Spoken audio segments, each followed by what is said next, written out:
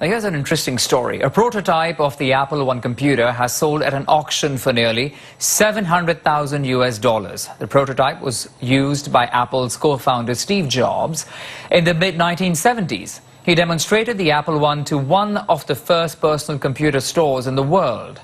The board sat in the Apple Garage property for many years before Jobs gave it to the seller about 30 years ago.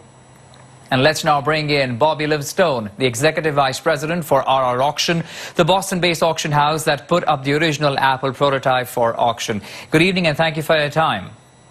Oh, it's great to be with you guys. Okay, so tell us about the interest behind this, this piece of equipment, and were you surprised with the money it got?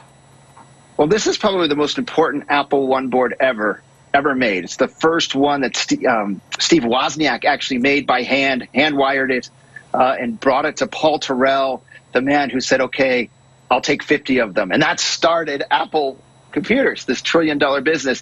And it all started with this very board. And we've sold 5 other Apple-1 computers, but they were all production models from that first 50. So this prototype, when it got to about $700,000, everyone was extremely happy about that because it's broken in half, you know. So it's really a magnificent piece of work, a piece of art. And Wozniak himself modified it. So if you look at it, you can see the wiring that he did by hand to fix it. So it's an incredible artifact. It's incredible indeed, an incredible piece of history, if we can put it. But I want to ask you about this. Were there questions, about how authentic it really was? Because there always are when you have something like that. Well, it's authenticated because Paul Terrell, the man who sold the first 50, took a Polaroid photo of a computer in his shop. And the one he took is the only one with the logo that we have on it. All the other Apple-1s have a different logo on it. And the one in the picture has orange capacitors. And every other Apple-1 has blue capacitors. Now, they're knocked off of this one, but that's how we were authenticated. Plus, it came from a very legitimate source who was handed it by Steve Jobs. So it's an incredibly important device, but it's been photo matched and authenticated. You know, there are fans all over the world where Steve Jobs' legacy is concerned, and of course avid Apple users too. But I want to ask you about the interest when this was put up for auction. What was the interest like?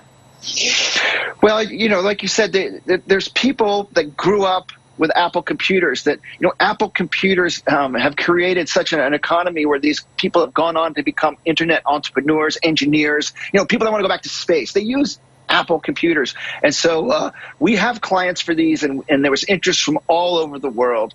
And we had tons of registrations and very vigorous bidding, I think over 50 bids that drove it up to that price. So, wow. There's worldwide interest in Apple and Apple artifacts. Yeah, and lastly, I want to check with you about how rare do items like this one really come up for auction? Extremely rare because it's a prototype. It's resin and cardboard. It was never supposed to last, right? So this is one of the most unique things. A couple months ago, we had the first Pong game that Alcorn for Atari made. So very rare prototypes come to our auction house, and we're proud to represent them. But they're like hen's teeth, right? You just don't find them. Like I said, I mean, this was a pretty interesting piece of story we're covering today. So RR Auctions, Bobby Livingstone, thank you for being a part of this coverage. Oh, grateful to be here.